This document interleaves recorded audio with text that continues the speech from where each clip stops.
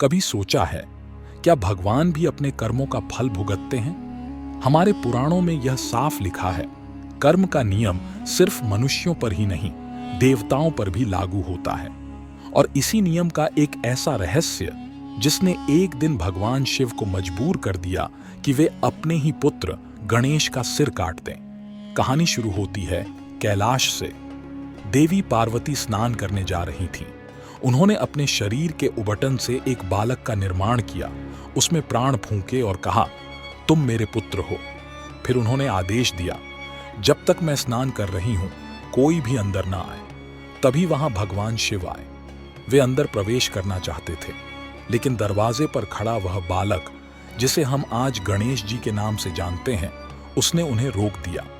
भोलेनाथ को अपने ही घर में रोका जाना अच्छा नहीं लगा और त्रिशूल उठाकर एक ही प्रहार में गणेश जी का मस्तक अलग कर दिया। जब पार्वती ने यह दृश्य देखा, उनका क्रोध चरम पर पहुंच गया। उनके क्रोध से सृष्टि डोल उठी। सभी देवता भयभीत होकर उनके पास पहुंचे और शिव से बालक को पुनर्जीवित करने की विनती की। तब भगवान शिव ने विष्णु को बुलाया, एक हाथी का मस्तक लाया गया और उसे बालक के धड़ पर स्थापित कर जीवन दिया गया। यही वह क्षण था जब गणेश जी का गजमुख रूप में प्राकट्य हुआ। वे गणपति, विघ्नहर्ता और प्रथम पूज्य कहलाए। लेकिन यह घटना यूं ही नहीं हुई थी। इसके पीछे छिपा है एक पुराना, गहरा और रहस्यमयी शाप। एक ऐसा शाप जो समय की प्रतीक्षा कर रहा था और फिर एक दिन उसने अपना रूप ले लिया, गणेश जी के मस्तक के रूप में। बहुत पहले की बात है। सृष्टि का संतुलन बिगड़ चुका था। राक्षसों का आतंक बढ़ रहा था। उन राक्षसों का नाम था माली और सुमाली। इन्हें पराजित करने के लिए देवताओं ने भगवान शिव से सहायता मांगी। शिवजी ने युद्ध में उतरने का निश्चय किया।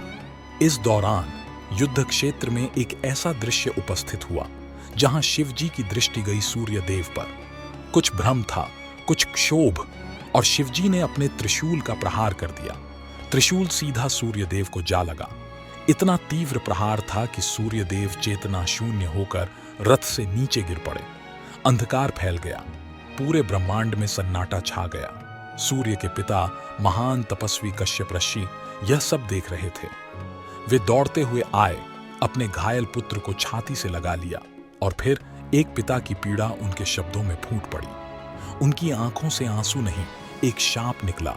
शिव, आज मेरे पुत्र की जो दशा है, एक दिन यही दशा तुम्हारे पुत्र की भी होगी। उसका भी मस्तक कटेगा और तुम्हारा हृदय वही वेदना झेलेगा जो आज मैं झेल रहा हूं। उनके शब्द हवा में नहीं गए। वो शाप ब्रह्मांड में गूंज गया और काल ने उस शाप को अपने समय के पन्नों में लिख लिया। शिवजी का क्रोध शांत हो गया। उन्हें अपने आचरण का एहसास हुआ। उन्होंने सूर्य देव को पुनर्जीवन दिया, लेकिन कश्यप का शाप अब टल नहीं सकता था। वर्षों बाद वही क्षण आया जब शिवजी ने एक बालक का मस्तक काटा और बाद में उन्हें पता चला वह बालक कोई और नहीं, उनका अपना पुत्र गणेश था। यह सिर्फ एक कथा नहीं है, यह चेतावनी है कि कर्मों का लेखा जोखा सटीक होता है। भगवान शिव जैसे देवता भी उससे नहीं बच पाए, तो हम और आप कैसे बचेंगे? हम सबके जीवन में कोई ना कोई शाप छिपा होता है, लेकिन वह तभी सक्रिय होता है जब हमारे कर्म उसे न्योता देते हैं। इसलिए सावधान रहिए, सजग रहिए और सच्चे कर्म करते रहिए, क्योंकि वही कर्म, वही नियत अंततः हमारे भविष्य का निर्माण करते हैं। जय गणेश, जय महादेव। और अगर आपको यह कथा कुछ सोचने पर मजबूर करती है तो इसे आगे जरूर बढ़ाइए। शायद किसी और के जीवन में भी यह चेतना की एक किरण जगा दे।